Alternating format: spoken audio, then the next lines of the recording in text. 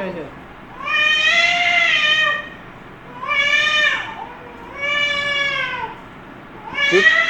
আমরা বলেছিলাম প্রথমটা হচ্ছে রেস্টলেসনেস, দ্বিতীয়টা ডিসপেয়ার। আমি মুখে বলেছি ডিসপেয়ার, ভিডিওতে ডিসপেয়ার আছে, কিন্তু স্লাইডে আমি ভুল করে ডিসপেয়ারের জায়গায় রেস্টলেসনেস লিখে ফেলেছিলাম। আপনারা কেউ বলেননি, পরে অবশ্য আমি এটা কারেকশন জানতে পারার পর এটাকে কারেকশন করলাম। আর তারপর হচ্ছে ইনটলারেবল অ্যাঙ্গুইশ, তারপর ফেয়ার। এই কারেকশনটা একটু আপনারা করে নিন। ঠিক আছে, আমরা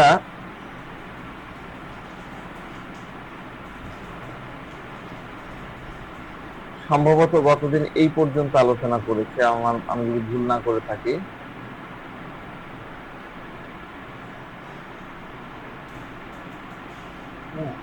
আমরা এই পর্যন্ত সম্ভবত আলোচনা করেছি। আপনাদের তো মনে আছে না গতদিনের যে কেসটা নিয়ে আমরা শুরু করছিলাম, বাচ্চার কেস? এটা ভুললে কিন্তু আমাদের কোনো লেকচারে আপনাদের ভালো লাগবে না। হ্যাঁ, আমরা আজকে শুরু করব এই জায়গা থেকেই। an irritated tone of voice, he tell them that he is not no problem and they are unnecessarily bothering about him. হ্যাঁ, আমরা এটা গতদিন মনে হয় এই পর্যন্ত আলোচনা করেছিলাম। তারপরেও বলি, যখন বাড়ির লোকজন তাকে বারবার বলে যে তোমার হাত ব্যথা করতেছে, বা তুমি 4 দিন ধরে অসুস্থ, তুমি কাশি দিচ্ছ, কাশছো, তাহলে কেন ডাক্তারের কাছে যাচ্ছ না? যাও ডাক্তারের কাছে, যাও ডাক্তারকে দেখে ওষুধ নিয়ে আসো। তুমি কেন ওষুধ খাচ্ছ না? যাও ওষুধ নিয়ে আসো।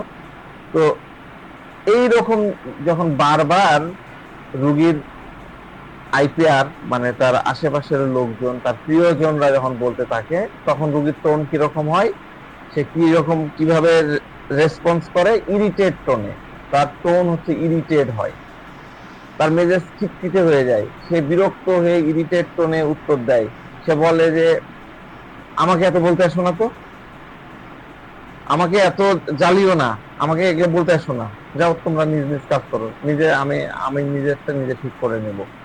ভালো করে খেয়াল করেন, এটা হলো ইরিটেট টোন, বিরক্তির টোন। আপনার মেজাজ যখন খিটমিটে হয়ে যাবে, তখন আপনি কিন্তু এই টোনে কথা বলবেন। তো তার হলো, খুব মনোযোগ দিয়ে খেয়াল করেন। সে কি করতেছে, বারবার তাকে যখন তার লোকজন বলতেছে যাও তুমি কাশি দিচ্ছ, তুমি ডাক্তারকে দেখিয়ে আসো, তখন সে ইরিটেট হয়ে যাচ্ছে। হ্যাঁ, এখন আমরা পরের স্লাইড আমি তৈরি করিনি। এরপরে সেটা কি হচ্ছে, সে অ্যাডমোনেশন অ্যাগ্রাভেশন হয়ে যাচ্ছে। অ্যাডমোনেশন অ্যাগ্রাভেশন, আমাদের যে রুব্রিকটা আছে অ্যাডমোনেশন অ্যাগ্রাভেশন, হ্যাঁ, এই রুব্রিক্সটাতে কিন্তু আর্সেনিক, আপনি রেপার্টরিতে যদি দেখেন যে এই রুব্রিক্সটাতে কিন্তু আর্সেনিক মেডিসিনটা নাই। যদি আপনি আর্সেনিককে পেতে যান, তাহলে এই অ্যাডমোনেশন অ্যাগ্রাভেশন এই বিষয়টা আপনার নাক্স ভূমিকার সাথে আপনাকে এর একটা পার্থক্য বুঝতে হবে। হ্যাঁ, নাক্স ভূমিকা এবং আর্সেনিকের মধ্যে কিন্তু সূক্ষ্ম পার্থক্য আছে, এটা আমাদের বুঝতে হবে।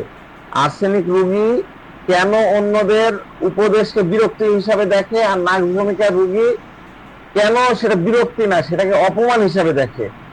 এর পেছনে তাদের মূল স্বভাবের কি পার্থক্য রয়েছে, এটা আমরা এখন বুঝবো।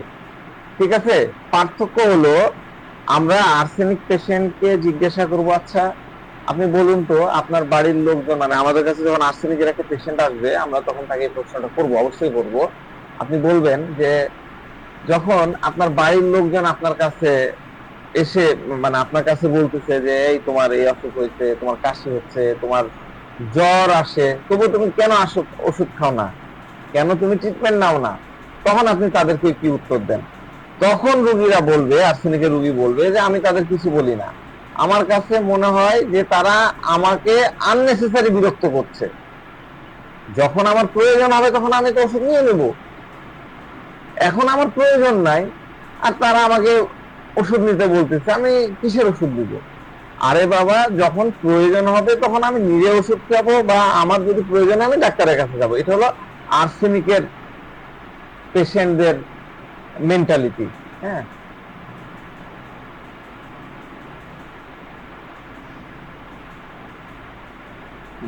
কাকে অ্যাডমিন বানানো যায়? আমি দুই একজনকে একটু অ্যাডমিন বানাই দিচ্ছি, হ্যাঁ, আপনারা অ্যালাউ করে নিন। তো যাক, যে জায়গায় ছিলাম, আর অ্যাডমনিশন ওয়ালা, অ্যাডমনিশন অ্যাগ্রাভেশন আমি বললাম যে আর্সেনিক নাই, নাক্সভূমিকা আছে। অ্যাডমনিশন ওয়ালাদের কাছে কি মনে হবে, যখন কেউ অ্যাডমনিশন বা উপদেশ দেয়, অ্যাডমনিশনের বাংলাটা কি? অ্যাডমনিশনের বাংলা হচ্ছে উপদেশ দেওয়া। তো যখন এই অ্যাডমনিশনের মধ্যে অ্যাগ্রাভেশনে থাকা যে মেডিসিন গুলো আছে, তার কাছে তাকে যখন অ্যাডমনিশন দেওয়া হবে, তখন সে মনে করবে যে তাকে ছোট করা হচ্ছে, তাকে বাচ্চা ভাবা হচ্ছে, আমাকে আন্ডার এস্টিমেট করছে, এটা সে মনে করে ওই পার্সন গুলা। হ্যাঁ, কিন্তু আর্সেনিকের কাছে কিন্তু এরকম মনে হয় না। নার্স ভূমিকা আমার রেপোর্টারি ওপেন করা নাই, রেপোর্টারি ওপেন করা থাকলে আপনাদেরকে দেখাতে পারতাম। নার্স ভূমিকার কাছে কিন্তু নার্স ভূমিকা অ্যাডমনিশন অ্যাগ্রাভেশনের মধ্যে আছে। মনে করে যে তার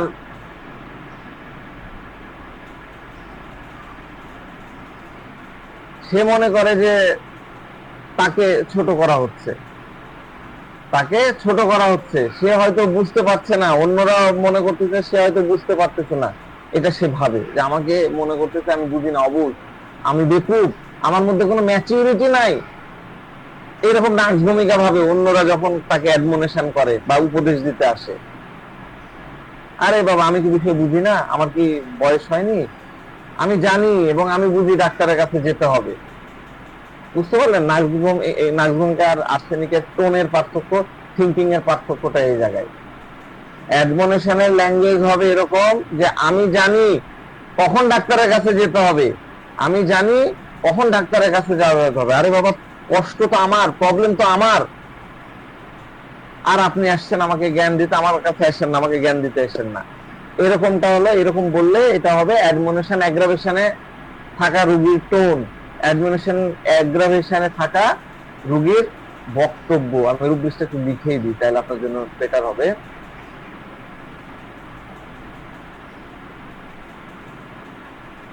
অ্যাডমনিশন অ্যাগ্রাভেশন, ঠিক আছে?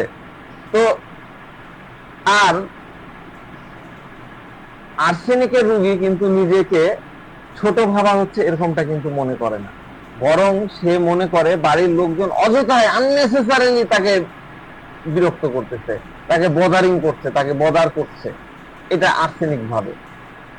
আর নাগভূমিকা কিভাবে, কি ভুলে গেলেন? নাগভূমিকা ভাবে যে কেউ উপদেশ দিতে আসলে নাগভূমিকা ভাবে যে আমাকে ছোট করা হচ্ছে, আমাকে বাচ্চা ভাবা হচ্ছে, আমাকে মনে করা হচ্ছে।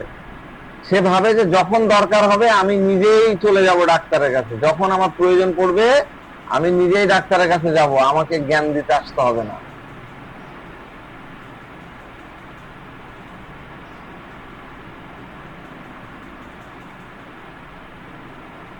তো যখন দরকার হবে আমি নিজেই চলে যাব, এরা শুধু শুধু আমাকে নিয়ে দুশ্চিন্তা করছে আর আমার শান্তি নষ্ট করছে। এটা হলো আর্সেনিকের বিরক্ত হওয়ার পরের টোন। তো এরকম টোনটা কিন্তু আপনারা মনে রাখবেন, এটা ভুললে চলবে না, এগুলো খাতায় লিখে রাখলে হবে না, এটা আপনার মাথায় রাখতে হবে। শুধু শুধু আননেসেসারিলি আমার বিরক্ত করতেছে, আমার শান্তি, আমার ঘুম আরাম করে দিচ্ছে, রুগীরা এসে বলে এরকম কথা। হ্যাঁ, তো এইখানে রুব্রিক আসবে অবস্টিনেট। আমরা পরের রুব্রিকে চলে যাই। অবস্টিনেট, অনেক মেডিসিন আছে অবস্টিনেট, লিখে নেন অবস্টিনেট। তো এই রুব্রিক্সে অনেক মেডিসিন আছে, কিন্তু যেখানে এখানে শুধু এখানে যেহেতু আর্সেনিক আছে, তাই এই রুব্রিক্সটা আমার মনে হলো যে আপনাদেরকে একটু বলি। আমরা অবস্টিনেট মানে কি বুঝি? অবস্টিনেট চিলড্রেন আমরা কাকে কাকে চিনি? কার নাম মনে আসে বলেন দেখি? ক্যালকুলেটর, টিউবারকুলিনাম, কেন সিনা ক্যামোমিলার আর্সেনিকাম, কথা মনে পড়ে না? সিনা, ক্যামামিলা, হ্যাঁ, সিনা ক্যামোমিলা সবচেয়ে বড় অবস্টিনেট। ঠিক আছে, এদেরকে অনেক বড় অবস্টিনেট মনে করা হয়। তাহলে অবস্টিনেট কি? সে একদম একগুঁয়ে হয়ে যায়, একগুঁয়ে টাইপের, একরোখা অবস্টিনেট সে। আর্সেনিক অবস্টিনেট, যতই তাকে বলেন না কেন সে মানবে না। অবস্টিনেট মানে হলো, ভালো করে বুঝেন শোনেন, অবস্টিনেট মানে হলো আমি তো শুনছি কিন্তু আমি আমল করব না, আমি ফলো করব না, আমি কাজ করব না, আমি আমার কথায় দাঁড়িয়ে যাব, আমার যেটা কথা, আমার যেটা থিঙ্কিং, আমার যেটা সেটাই আমি করব, আমার যা ঠিক মনে হবে আমি তাই করব। এখন আমার যদি ডাক্তারের কাছে যেতে মন না চায় তাহলে আমি যাব না। আর্সেনিক এরকমই প্রচন্ড একগুঁয়ে হয়ে যায় এই ট্রিটমেন্টের ব্যাপারে, এই ওষুধ খাওয়ার ব্যাপারে, ডাক্তারের কাছে যাওয়ার ব্যাপারে। সে নিজের সিদ্ধান্তে অটল থাকে। যদি সে মনে করে যে ডাক্তারের কাছে যাব না, তো আপনি যতই চেষ্টা করেন না কেন আপনি তাকে রাজি করাতে পারবেন না। সে যা ঠিক মনে করে সেটাই করবে। আপনি যতই জোর করেন না কেন সে আপনার কথা কানেই তুলবে না। সে ওষুধ নিতে চায় না, কারণ সে তার বর্তমান অবস্থাকে ওই যে ফ্যান্সি, গতদিন বললাম ফ্যান্সি বা কল্পনার মাধ্যমে, ফ্যান্সি মানে কি কল্পনা করা, এই ফ্যান্সির মাধ্যমে, কল্পনার মাধ্যমে নিরাপদ বলে ধরে নিয়েছে। আমার যে অবস্থা, দূর কি হবে, এরকম একটা নিরাপদ ভাব ফ্যান্সি সে করতেছে। সে মনে করে অযথা ডাক্তারের কাছে যে টাকা খরচ করা বা ওষুধ খাওয়ার কোনো মানেই হয় না। আমি অযথা কেন ডাক্তারের কাছে যাব, আমি কেন ডাক্তারের কাছে যে মিছামিছি ভিজিট দিব, ডাক্তারের কাছে যে ওই ডাক্তার ওষুধ লিখে দেবে, আমি কেন ওষুধের পেছনে টাকা খরচ করব, এর কোনো মানে হয় না, আননেসেসারি। তো সে তার নিজের যুক্তি দিয়ে পরিস্থিতিটাকে জাস্টিফাই করে, ফ্যান্সির মাধ্যমে সে জাস্টিফাই করে। এরপরে একটা গুরুত্বপূর্ণ রুব্রিক্স আমরা একটু আলোচনা করব, সেটা হচ্ছে এর সাথে সাথেই আসে, সেটা হচ্ছে delirium well declared she is, delirium well declared she is. হ্যাঁ, খুব ভালো করে লক্ষ্য করেন, এখানে আর্সেনিক আছে তাই না, দেখেন এই ইয়াতে দেখেন আর্সেনিক আছে, কিন্তু নাক ভূমিকার মতন ওষুধগুলা কিন্তু নাই।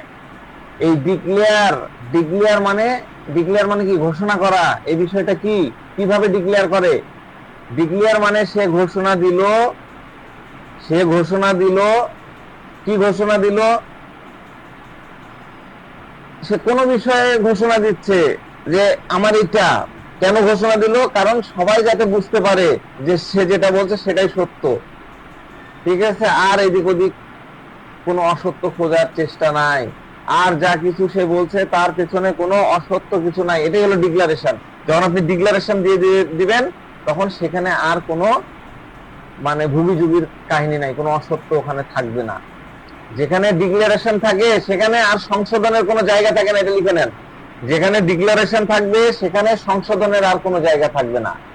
মনে করেন সরকার কোনো কিছু ডিক্লেয়ার করলো, সরকার করে না অনেক কিছুতে ডিক্লেয়ার করে, হ্যাঁ, বা আপনি কিছু ডিক্লেয়ার করলেন, মানে ওইখানে কোনো পরিবর্তন করার সুযোগ নাই, ডিসিশন ফাইনাল। আপনি যেটা বলতেছেন সেই ডিসিশন ফাইনাল। ঠিক আছে, আমরা যেরকম আইনগতভাবে কোনো কিছু ঘোষণা করি, যেমন আপনার এখানে ইনকাম ট্যাক্স যারা দেন আর কি, ইনকাম ট্যাক্সের ফাইল যাদের আছেন, আমাদের এখানে ইনকাম ট্যাক্সের অফিসারও আছেন। হ্যাঁ, তো ইনকাম ট্যাক্স হচ্ছে আয়ের ঘোষণা দেয় যে আমার এত টাকা পয়সা আছে, এটাই তো ডিক্লেয়ার দেওয়া, তাই না? ওখানে আপনি ঘোষণা দেওয়ার পরে আপনার আর ভুগি যুগের ইয়া নাই, তখন আপিল টাপিল মেলা অন্য কাহিনী, সেটা আলাদা ফাংশন। কিন্তু আপনি যখন ডিক্লেয়ার করলেন সেখানে আর সংশোধনের কোনো জায়গা থাকে না। ক্রিকেট খেলায় আমরা যে টেস্ট খেলায় দেখতাম না, ইনিংস ডিক্লেয়ার করতো, তো এখানে আর্সেনিক কি করছে, সে কখন ডিক্লেয়ার করছে, আর্সেনিক কখন ডিক্লেয়ার করে, কখন বলে যে delirium well she is well, কখন বলে? এমনি বলে দেবে না, যখন তাকে ইরিটেট করা হয়, বারবার ফ্যামিলি মেম্বাররা বলে তুই উত্তরে যা, তো ডাক্তার কাছে যা, আর আর টাইম নষ্ট করিস না, খারাপ কিছু হয়ে যাবে, এই যে বারবার বলতে বলতে যখন তাকে ইরিটেট করা হয় তখন সে ডিক্লেয়ার করে। ঠিক আছে, আর্সেনিকের রোগী ওই যে যেভাবে বললাম যে ইনকাম ট্যাক্সের ডিক্লারেশন হচ্ছে, ক্রিকেটের ইনিংসের ডিক্লারেশন হচ্ছে, ঠিক সেরকম জোর দিয়ে তার অসুস্থতার ঘোষণা, মানে তার সুস্থতার ঘোষণা দেয়। যখন পরিবারের লোক তাকে বারবার বিরক্ত করে তখন সে ক্ষিপ্ত হয়ে বলে, হ্যাঁ আমি কি লিখে দিব যে আমি সুস্থ আছি? আপনারা এরকম ল্যাঙ্গুয়েজ শুনেছেন কারো, আপনার ফ্যামিলি মেম্বারদের বা যারা ট্রিটমেন্ট করেন? হ্যাঁ, আমি কি লিখে দিব, আমাকে লিখে দিতে হবে, হ্যাঁ লিখে দিই তাহলে খুশি। হ্যাঁ, এইটা হলো ইরিটেট হয়ে ডিক্লারেশন। আর্সেনিক এরকমটাই করে, এই যে লিখে দেওয়া লিখে দিই। এই লিখে দেওয়ার অর্থটাই হলো ডিক্লারেশন। সে এক প্রকার ঘোষণা করে দেয় যে তার কিছুই হয়নি এবং তাকে যেন আর বিরক্ত না করা হয়। বুঝতে পারছি? তাহলে সে বলে যে আমি তো বলছি আমার ওষুধ লাগবে না, আমি তো ওষুধ খাবো না, আমি ওষুধ খাবো না, মানে সে ডিক্লেয়ার করেছে যে আমি ঠিক আছি, এখন পর্যন্ত আমার কিছু হয়নি। বুঝতে পারছেন? এখন পর্যন্ত আমার কিছু হয়নি। তাহলে এই কথা এখন পর্যন্ত আমার কিছু হয়নি, এই কথাতে কিন্তু আরেকটা রূপ চলে আসছে। এটা নারের রেপার্টরিতে আছে, দেখেন না 2 নম্বর রূপ দিচ্ছে যে আমার স্লাইডে দেওয়া আছে, নিচেরটা দেখেন।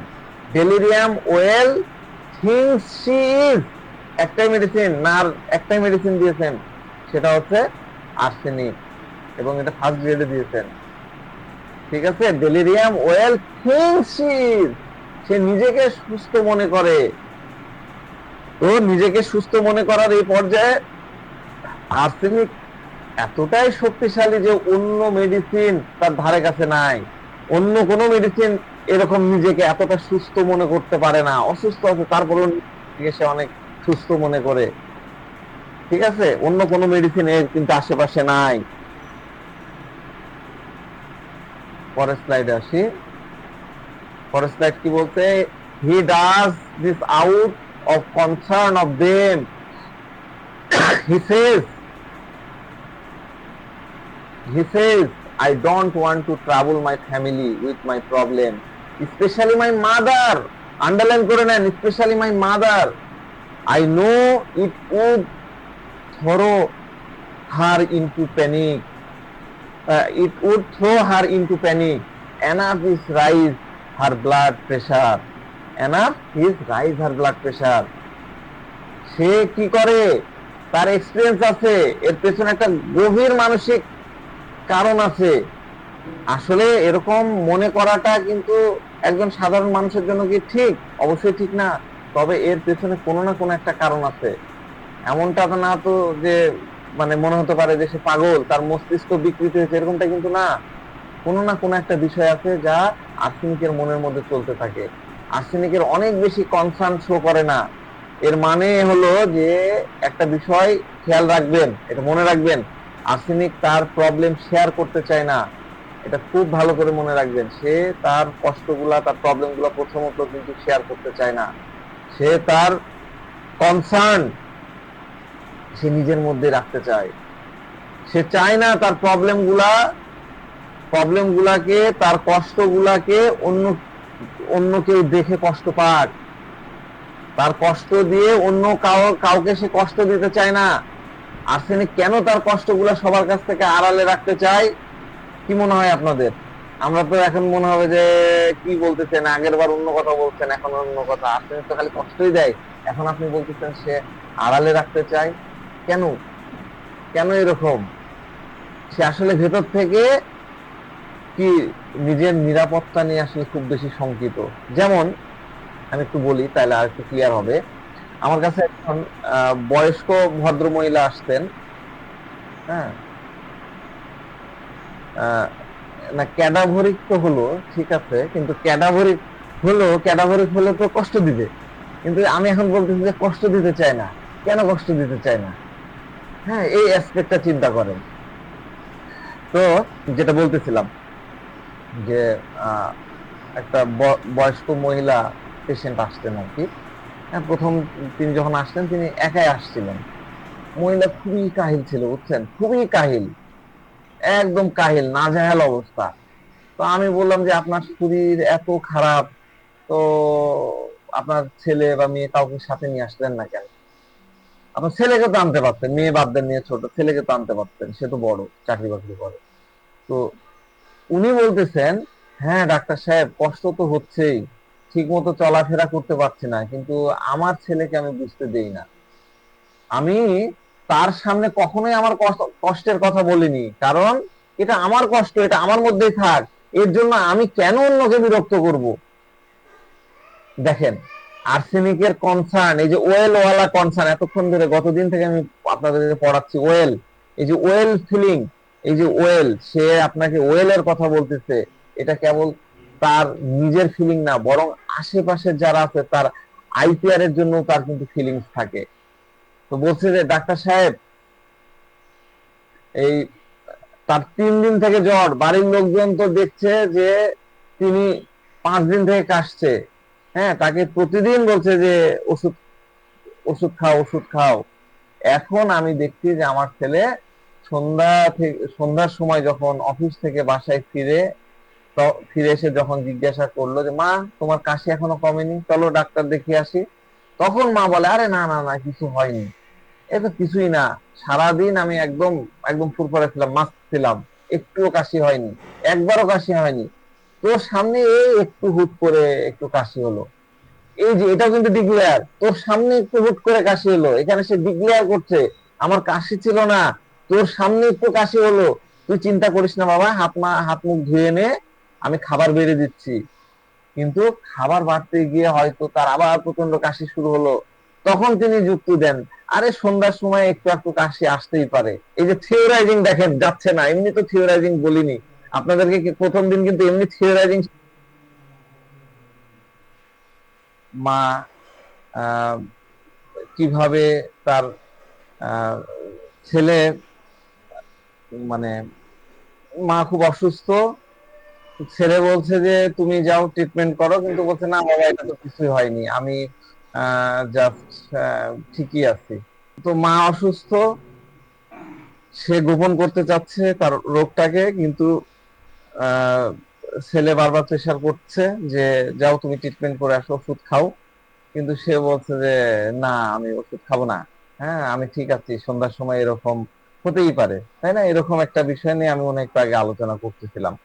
তো আসলে হয় কি, আর্সেনিকের পেশেন্টদের একটা জিনিস থাকে যে আহ, তার যারা আইপিআর থাকে, তার আইপিআর বলতে বোঝাচ্ছি যে তার আশেপাশে যারা থাকে তাদের সম্পর্কে আর্সেনিকের একটা আলাদা কনসার্ন থাকে। হ্যাঁ, তার দৃষ্টিভঙ্গি আলাদা থাকে। এই যে এখানে দেখেন লেখা আছে কি, I don't want to trouble my family with my problem specially my mother. দেখেন এই যে দ্বিতীয় লাইনটা দেখেন, he says I does not want to trouble my family with my problem specially my mother.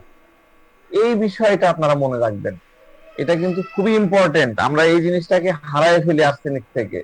এটা আর্সেনিকের ক্ষেত্রে খুবই ইম্পর্টেন্ট একটা জিনিস, যে আর্সেনিকের রোগীরা তার পরিবারের প্রতি, বিশেষ করে তার মায়ের প্রতি অত্যন্ত অনুগত এবং খুব সংবেদনশীল হয়।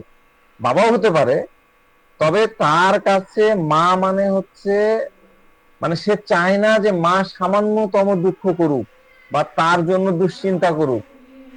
আর্সেনিক তার মাকে দুঃখী করতে চায় না, সে যাই হোক না কেন, যেভাবে হোক না কেন, মাকে সে দুঃখী দেখতে চায় না। যেমন একজন আর্সেনিকের পেশেন্ট আসছিল আহ অনেকদিন আগে আমার কাছে। তো আমি তাকে জিজ্ঞাসা করলাম যে আপনার এই প্রবলেমটা কবে থেকে শুরু হলো। তো উনি বলছেন, আমি তাকে জিজ্ঞাসা করলাম যে আপনার প্রবলেম কবে থেকে শুরু হয়েছে। তো বলে যে 7 দিন আগে থেকে প্রবলেম, যে কোনো একটা অসুস্থতা নিয়ে আসছিল। তো আমি তাকে বললাম যে আপনি 7 দিন পার হয়ে গেলে আপনি আসলেন না, আজকে আসলেন কেন, আজ 7 দিন পরে আসলেন যে? তখন তিনি বলতেছেন যে আমার কাছে মনে হচ্ছিল ডাক্তার সাহেব যে আমি দেখাবো। হ্যাঁ, তো আমার মা একবার আমাকে বললো যে তুই ডাক্তারের কাছে যা।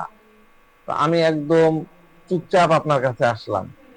আমি কিন্তু ইচ্ছা করে এই কয়েকদিন আসিনি, যে মা আমাকে প্রথম প্রথম দিকেই বলছিল যে তুই ডাক্তারের কাছে যা, কিন্তু আমি আসিনি, মাকে আমি বুঝতে দেইনি। আজকে আমি আসছি, একদম চুপচাপ করে আসছি। কারণ আপনি যদি বলেন যে কোনো বড় সমস্যা নাই, আমার যে অসুখটা এটা বড় কোনো কিছু না, তবে আমি মাকে বলবো। মা তো, আমি যদি মাকে বলে আসতাম তাহলে মা আমাকে জিজ্ঞাসা করতো যে তুই যে ডাক্তারের কাছে গেলি, তোর কি প্রবলেম। তো এই কারণে আমি আজকে আপনার কাছে একদম চুপি সারে আসছি, যাতে মা আমাকে, এবং এসে আপনি যদি বলেন যে এটা বড় কোনো সমস্যা না, তাহলে আমি মাকে বলবো, না হলে আমি মাকে বলবো না। যদি সমস্যা বেশি হয় তাহলে আমি মাকে বলবো না, কারণ তিনি শুনলে খুব বেশি পেরেশান হয়ে পড়বেন, খুব বেশি বিচলিত হয়ে যাবেন, বিচলিত হয়ে পড়বেন। তো তাহলে এটা একটা আর্সেনিকের কনসার্ন, যে তার মা পেরেশান হয়ে যাবে, তার কষ্টের কথা শুনলে বা তাকে কষ্টে দেখলে মা অনেক কষ্ট পাবে। দেখেন পরের লাইনে কি লেখা আছে, I know it would throw her into panic. আমি জানি যে এই আমার কষ্টের কথা, আমার বড় অসুখ হয়েছে, এটা শুনলে মা প্যানিক হয়ে পড়বে। কারণ আমরা কি জানি, আমরা জানি যে সন্তানের ন্যূনতম কষ্টে এই দুনিয়ার সবচেয়ে বেশি প্যানিক হয়ে যায় একজনই, সে হলো মা। মারা এমনিতে একটু বেশি অস্থির হয়। বাবা যে বাবা তো যেভাবে আছে যাই হোক না কেন সেটা সহ্য করে নাই, কিন্তু মায়ের প্রতি, মা বাচ্চার প্রতি একটু কিছু হলে প্যানিক, আতঙ্কগ্রস্ত হয়ে যায়। আমি গতকালকে একটা পেশেন্ট দেখেছিলাম, এতই বেশি প্যানিক হয়ে গেছে আর ডাক্তাররাও সুযোগ নিয়ে নিয়েছে, 6 মাসের বাচ্চাকে 8-10 বার অ্যান্টিবায়োটিক কোর্স কমপ্লিট করানো হয়ে গেছে। তো মায়ের প্রতি এরকম গভীর মমতাও আর্সেনিকের একটা মানে চারিত্রিক বড় একটা দিক। এটা মাথায় রাখবেন, নোট করে রাখবেন, মায়ের প্রতি গভীর মমত্ববোধ। তো আর্সেনিক অ্যালবাম কেন তার কষ্টের কথা গোপন রাখতে চায়? এটা কি কেবল তার ভালোবাসা, নাকি এর পেছনে কোনো নিরাপত্তা হারানোর ভয় কাজ করে? কি মনে হয় আপনাদের? একটা প্রশ্ন কিন্তু আপনাদের থাকলো, আপনারা এটা চিন্তা করবেন। তো রুগী বলছে যে আমার আবার ব্লাড প্রেশার, মানে আমার মায়ের ব্লাড প্রেশার, আমার মা বিপির রুগী, তাই ভয় লাগে যে আমার স্বাস্থ্যের কথা শুনে ওনার আবার প্রেশার যাতে বেড়ে না যায়। দেখেন নিচের লাইনে লেখা আছে, হ্যাঁ, প্যানিক থ্রো আউট। কি লিখছে আমার স্লাইডে, কি লেখা আছে, I know it would be throw into throw her into a panic enough to raise her blood pressure. আমার অসুখের কথা শুনে আমার মা প্যানিক হয়ে আবার তার ব্লাড প্রেশার বাড়িয়ে না ফেলে। তো এই ভয়ে সে নিজেকে সুস্থ বলে ফ্যান্সি করে, কল্পনা করে, নিজেকে সুস্থ বলে ভাবে, সবার কাছে বলে বেড়ায় যে আমি ভালো আছি, ভাই আমি ভালো আছি, এই ডিক্লেয়ার করে, সে সুস্থ দাবি করে। এটাও কিন্তু একটা আর্সেনিকের সিম্পটম। আমাদের রুব্রিক্স হচ্ছে delusion well well he is, delusion well he is. আমাদের রুব্রিক্স আগের দিন আমরা এটা দিয়েছি, আমি তাও লিখে দিচ্ছি, well delusion well he is.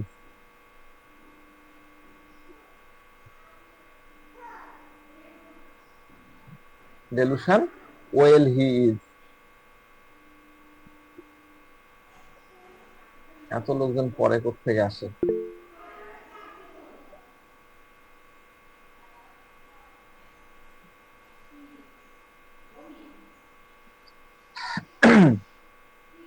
তো এটা যেহেতু সিমটম বলছি, তাহলে এই বিষয়টা কিন্তু ভালো না।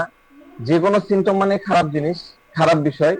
কিন্তু এই খারাপ বিষয়টা সে নিজের অসুস্থতার সময় ইউজ করে, এটা তার সে সময়ের অ্যাডাপ্টেশন হয়। হ্যাঁ, তার মনের মধ্যে এই রোগগ্রস্ত অবস্থাটাও একটা স্টেট হিসাবে তৈরি হয়। আচ্ছা, পরের স্লাইড দেখেন, আমি দিয়ে রেখেছি asking nothing for. Asking nothing for এর মানে হলো যে সে কারো কাছ থেকে কোনো প্রকার সাহায্য নিতে চায় না। এর পেছনের কারণ কি কি হতে পারে? এর পেছনে কয়েকটা কারণ কাজ করে। একটা হলো সে অযথায়, আমার আগের আলোচনা থেকে বুঝতে পারছেন, সে কাউকে অযথায় বদার করতে চায় না, বিরক্ত করতে চায় না, এটা হলো 1 নাম্বার কারণ। 2 নাম্বার কারণ হচ্ছে কারো মনে তার জন্য দুশ্চিন্তা তৈরি হোক, সেটা সে চায় না, বিশেষ করে মায়ের মনে। তার কারণে মায়ের মনে দুশ্চিন্তা তৈরি হোক এবং ওই দুশ্চিন্তায় মায়ের প্রেশার বেড়ে যাক, বিপি বেড়ে যাক, সেটা সে চায় না। এবং 3 নাম্বার হচ্ছে যতক্ষণ সম্ভব সে পরিস্থিতি নিজে ম্যানেজ করার যায়, সে ম্যানেজ করার চেষ্টা করবে, সে নিজে চেষ্টা করবে ম্যানেজ করার। তো আস্কিং নাথিং এর অর্থ হলো রোগী মনে করে এটা আমার সমস্যা এবং আমাকেই এর মোকাবেলা করতে হবে। এর মধ্যে কিন্তু এক ধরনের সূক্ষ্ম ইগো, এক ধরনের অহংবোধ কাজ করে। হ্যাঁ, এটা আমার রুল, এটা আমার লাইফের প্রবলেম, এর জন্য অন্য কাউকে বিরক্ত করার দরকার নাই। কারণ সবারই তো নিজস্ব কাজ আছে। তো এটা তার একটা যুক্তি তর্ক দেওয়া বা একটা নিজস্ব কাজ আছে, হ্যাঁ, সে কিন্তু ভাবে নিজস্ব, সবার একটা নিজস্ব কাজ আছে, সে কিন্তু একটা থিওরাইজ করতেছে যে সবার একটা নিজস্ব কাজ আছে। হ্যাঁ, এর নিজস্ব থিওরাইজিং, আমি কেন আমার প্রবলেমের জন্য অন্যদেরকে বদার্ট করব। যেমন ওই যে প্রথমে কারেন্ট যাওয়ার আগে আমি একটা বয়স্ক মহিলার কেসের কথা বললাম, যে আপনি কেন আপনার ছেলের সাহায্য নিচ্ছেন না, আপনি কেন তাকে বলতেছেন না, আপনি তো কত কষ্ট করে তাকে মানুষ করেছেন, আপনার তো নিজের ছেলে, তার কষ্টের সময় আপনি নিজের ঘুম নষ্ট করে আপনি তার সেবা শুশ্রূষা করেছেন, তাকে লেখাপড়া করেছেন, আজকে আপনার প্রয়োজন। হ্যাঁ, আপনার প্রয়োজন, আপনি কেন তাকে বলতেছেন না যে আপনার ট্রিটমেন্টের প্রয়োজন, আপনার ওষুধ লাগবে। তখন রোগী উত্তর দেয়, না ডাক্তার সাহেব, আমার মনে হয় এভাবে কাউকে বিরক্ত করা ঠিক না, কি হবে অন্যকে কষ্ট দিয়ে, তাছাড়া তো তার নিজস্ব অনেক কাজ আছে, সে সারাদিন অফিস নিয়ে ব্যস্ত থাকে। আসলে ছেলের অনেক কাজ আছে। হ্যাঁ, তো কাজ আছে কি কাজ আছে না এটা তো বিষয় না। মা অসুস্থ আর ছেলের কাজ তো বড় হতে পারে না, না হতে পারে, অবশ্যই হতে পারে না। তো আমরা যদি বলি যে ছেলের কাছ থেকে কেন সহযোগিতা নিচ্ছেন না, তখন রুগী নিজে নিজে একটা থিওরি তৈরি করে ফেলছে, একটা থিওরাইজিং করে ফেলতেছে যে আমি ছেলেকে অযথাই কেন বিরক্ত করব, আমার ছেলের কষ্ট হবে। সে ধরে নেয় যে সবাই অন্যের সমস্যায় মানে দুঃখী বা বিরক্ত হবে। তো এটাও কিন্তু থিওরাইজিং। দেখেন, আমি থিওরাইজিং বিষয়টা আপনাদের কিন্তু পদে পদে ক্লিয়ার করতেছি, আপনারা খালি এটাকে নোট করেন, মাথার মধ্যে রাখেন। এর পরের স্লাইডে কি আছে? পরের স্লাইডে আছে asking for anxiety for others. ঠিক আছে, অ্যাংজাইটি ফর আদার্স। তো আর্সেনিকের এই যে ওয়েল বলা, এটা তো এক ধরনের নাটক, তাই না? এক ধরনের নাটক, সে অসুস্থ অথচ নাটক করে বলতেছে যে আমি ভালো আছি, ওয়েল। তো এই নাটকের পর্দার আড়াল থেকে নিয়ন্ত্রণ করার আরেকটা শক্তিশালী রূপদিক হচ্ছে অ্যাংজাইটি ফর আদার্স, অন্যের জন্য দুশ্চিন্তা। অ্যাংজাইটি ফর আদার্স আর্সেনিকের জন্য অনেকটা তাগড়া একটা পার্ট। এই রুব্রিক্সে আর্সেনিক এবং নাক্স ভূমিকা, দেখেন দুই মেডিসিনই আছে, আপনারা দেখেন এখানে দেওয়া আছে আর্সেনিক এবং নাক্স ভূমিকা, দুটো মেডিসিনই আছে। তবে নাক্স ভূমিকা, আমরা কি বলেছিলাম গতদিন, নাক্স ভূমিকা হচ্ছে প্ল্যান মেকিং এ ছিল, গতদিন আমরা দেখে ফেলেছি। আর আর্সেনিক কোথায় ছিল? থিওরাইজিং এ। এখন অ্যাংজাইটি ফর আদার্স যদি নাক্সের দৃষ্টিভঙ্গিতে আমরা একটু আলোচনা করি, তাহলে এরকম হবে। নাক্স ভূমিকা রোগী যদি আপনার কাছে আসে, তাহলে সে হয়তো বলবে যে এবার জন্মদিনে আমি এই রাজশাহীতে আপনার বর্ণালীর মোড়ে একটা মা ও মামুনি নিবাস আছে, ছোট বাচ্চা এতিম বাচ্চাদের জায়গা আছে। হ্যাঁ, ছোট বাচ্চাদেরকে রাখা হয়, ওইখানে যাব, না হলে আমি ওই যে অন্ধদের স্কুল আছে সেখানে যাব, আমি এতিমখানায় যাব, গরিবদের খাওয়াবো, বাচ্চাদেরকে কাপড় দিব। হ্যাঁ, এতটাই ডেডিকেটেডলি চিন্তা করে কিন্তু নাক্স ভূমিকা। নাক্স ভূমিকার চিন্তা চেতনা কিন্তু হেভি ডেডিকেটেড, মানে তার মন কিন্তু এতটাই নাজুক। চিন্তা করেন, আমি জন্মদিনে আমার কেক কাটবো হচ্ছে আমি অন্ধদের স্কুলে যে এতিমখানায় গরিবদের সাথে, তার মানে তার মনটা কতটা সফট, এটা ভাবতে হবে।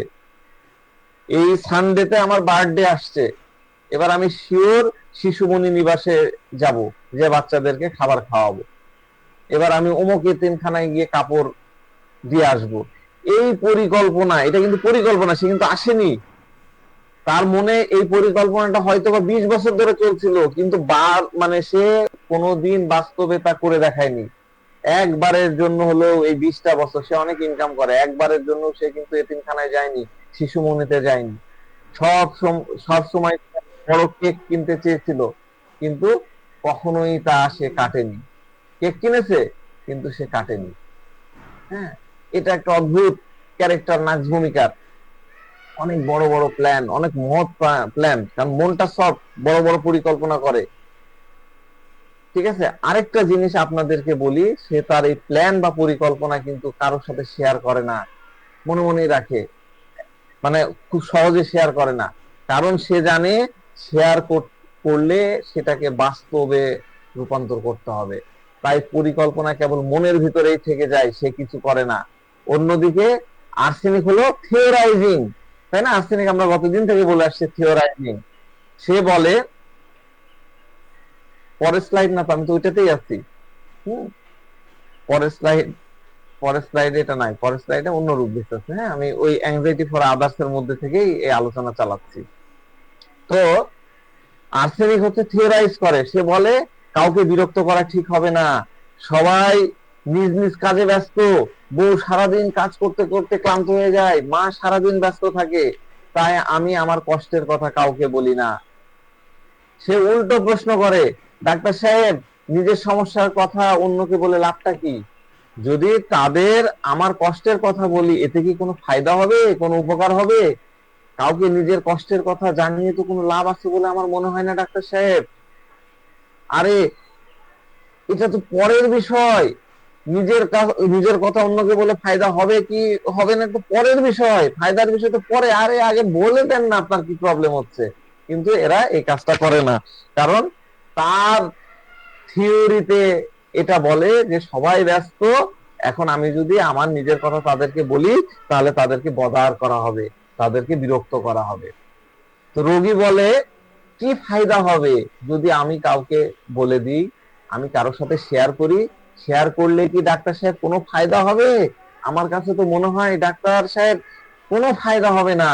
সুতরাং অন্যদের প্রতি এই কেবল একটা চিন্তা, এটা কিন্তু কেয়ার না, সে শুধু মনে করে অন্য কাউকে আমি বিরক্ত করব, এটা আমার আদর্শের, এটা আমার নীতির বিরুদ্ধে, আমার নীতির বিরুদ্ধে, আমি কাউকে বিরক্ত করব না।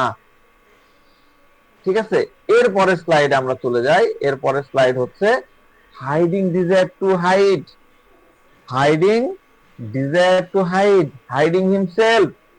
এখন এই অ্যাংজাইটি ফর আদার্স মানে তাকে কোথায় নিয়ে আসছে? তাকে নিয়ে যাচ্ছে hiding desire to hide, hiding himself এর মধ্যে, এই রুব্রিক্সের মধ্যে তাকে নিয়ে যাচ্ছে। অন্যের দুশ্চিন্তা থাক বলবো না, বরং আমি আমার কষ্টটা হাইড করে রাখি। এটা খুবই স্বাভাবিক ব্যাপার। সে যখন অন্যদের জন্য অ্যাংজাইটিতে থাকে, অন্যদের নিয়ে চিন্তায় থাকে, তখন সে চিন্তা কিভাবে করবে? সে চিন্তা এভাবে করবে যে তার এই যে কষ্টের বিষয়গুলো সে লুকাবে। এখন সে লুকাবে কিভাবে? রোগী বলে যে আমি ঠিক আছি, আমি ভালো আছি, আমার কিছু হয়নি। আরে তোমার তো কাশি হচ্ছে, আল্লাহ কত জ্বর, তোমার তো জ্বর একদম মানে তাপে কপালটা একদম পুড়ে যাচ্ছে। আরে না না না না, এটা তো তেমন কিছু না, এটা হালকা জ্বর।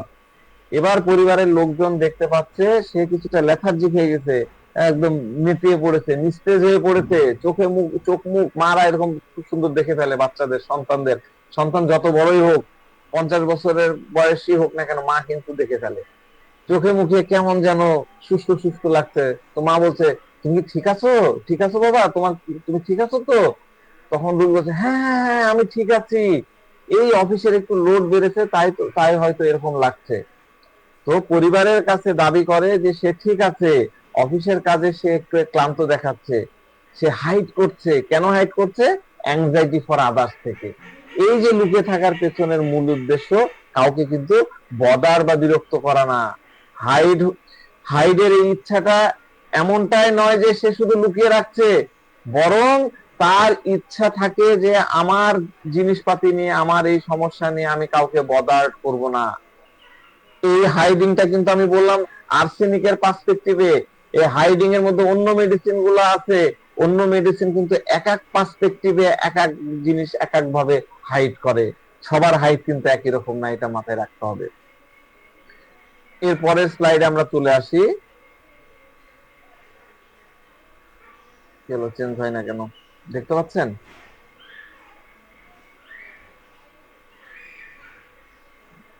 দেখা যায় পরের স্লাইড? আমি তো এখানে দেখতে পাচ্ছি। দেখা যাচ্ছে না স্যার। আচ্ছা, এইবার আসছে। হ্যাঁ এবার আসছে, ঠিক আছে। মানে যাই হোক, কোন একটা কারণে একটু ঝামেলা হচ্ছে। পরের স্লাইড হচ্ছে hiding himself on on account of fair, hiding himself, hiding desire two, এটা পড়বো কিভাবে? Hiding desire two on account of fair, hiding desire two on account of fair. এটা কিন্তু আরেকটা রুব্রিক, এটাকে আমাদের রেপার্টরিতে এইভাবে দেওয়া আছে, hiding himself on account of fair.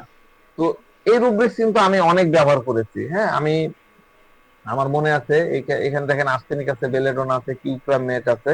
আমি কিউপ্রামেটের একটা কেসে এই রূপদিশটা নিয়েছিলাম। হ্যাঁ, বেলেডোনা কিন্তু এখানে হাইড করে হচ্ছে অ্যাডমনিশনের ভয়ে, বকা খাওয়ার ভয়ে, কিন্তু আর্সেনিকের কিন্তু অ্যাডমনিশনের, প্রথমেই বলে আসলাম আজকের লেকচারের শুরুতে বলছে, এদের কিন্তু অ্যাডমনিশনের ভয় নাই। তো আমি এই রূপদিশটা মূলত, আমার কাছে অনেক বাচ্চা শিশু আসে তাদের স্কিন ডিজিজ নিয়ে। হ্যাঁ, স্কিনের অনেক কেসে আমি এই রূপদিশটা ব্যবহার করেছি। যে বাচ্চাদের খুব বেশি চুলকানি হয়, যখন তাদের অনেক চুলকানি আসে, তখন তারা কি করে জানেন? আপনারা দেখেছেন অনেক বেশি ছোট বাচ্চা অনেক বেশি চুলকাচ্ছে, এরা কি করে? অনেক সময় দেখবেন যারা এই সোফার পিছনে চলে যাবে বা পর্দার আড়ালে গেল বা চেয়ারের পিছনে যায় শরীর চুলকাচ্ছে। কেন? কারণ তারা জানে যে মা দেখলে তাকে বকা দিবে, চুলকিয়ে চুলকাতে বাধা দিবে, হাত সরাই দিবে, তাই মানে তাকে চুলকাতে দিবে না। তো আর্সেনিক রোগী হচ্ছে এই বাধা সহ্য করতে পারে না, ভয়টা কিন্তু না, বাধাটা সে সহ্য করতে পারে না। সে যখন চুলকায়, সে সেটা নিজের মতন করে চুপি চাপি করতে চায় যাতে কেউ না দেখে। চুলকানি শুরু হলো, আর্সেনিক রোগীকে সেটা করতেই হবে। সে তখন হিতাহিত জ্ঞান শূন্য হয়ে পড়ে। মা যদি সামনে না থাকে বা শিশু যদি বুঝতে পারে যে মা দেখলে বাধা দেবে, তখন সে চুপি চুপি আড়ালে চলে যায়। যদি কোনো শিশুর স্কিন ডিজিজ থাকে, তখন দেখবেন তার মা বলছে, মা বলবে, মাকে জিজ্ঞাসা করবেন, দেন মা বলবে যে যখনই দেখি ঘর একদম শান্ত, বাচ্চার কোনো সারা শব্দ নাই, তখনই ডাক্তার সাহেব বুঝে ফেলি যে সে কোথাও লুকায় লুকায় শরীর চুলকাচ্ছে। তখন এই রূপদিশটা কিন্তু আপনারা নিশ্চিতভাবে ব্যবহার করতে পারবেন। ঠিক আছে? এখানে বেলেডোনার সাথে কিন্তু একটা পার্থক্য আছে। বেলেডোনাও কিন্তু এরকম করে, বেলেডোনার বাচ্চাও এরকম করে। বেলেডোনার বাচ্চা যদি দেখে যে মা আসছে, তবে সে তাৎক্ষণিক চুলকানো বন্ধ করে দিবে, বন্ধ করে দিয়ে বাইরে চলে যাবে, না এমন একটা ভাব করবে কিছুই হয়নি, এদিকে এদিকে ওদিকে তাকাচ্ছে। ঠিক আছে? সে হালকা চুলকাবে, খুব গভীর না, খুব গভীর ভাবে যাবে না। কিন্তু আর্সেনিকের বাচ্চা চুলকানো কিন্তু ছাড়ে না, সে খুব জোরে জোরে চুলকায় যাচ্ছে। হ্যাঁ, এবং এক সময় তো মায়ের কাছে যে সে আবদার করে, মা চুলকায় দাও, মা চুলকায় দাও। হ্যাঁ, এই হলো ডিফারেন্স আপনার বেলেডোনা আর্সেনিকের। কারণ বেলেডোনার মধ্যে অ্যাডমনিশন অ্যাগ্রাভেশন আছে। ওর কিন্তু ওকে ওকে যদি বকা দেয় বা শাসন করে, ওর কিন্তু ভয় তৈরি হয়ে যাবে। ঠিক আছে? আমরা আর্সেনিকের আরেকটা দিক একটু দেখি, পরের স্লাইডে চলে যাই।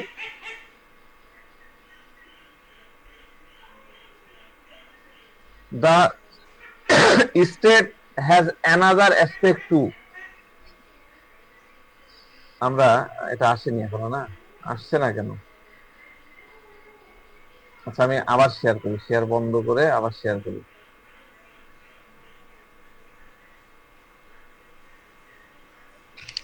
আজকের দিনটা খালি ইন্টারাপশনের দিন, খালি ঝামেলাই হতে হবে। হ্যাঁ, এবার দেখেন তো আসছে।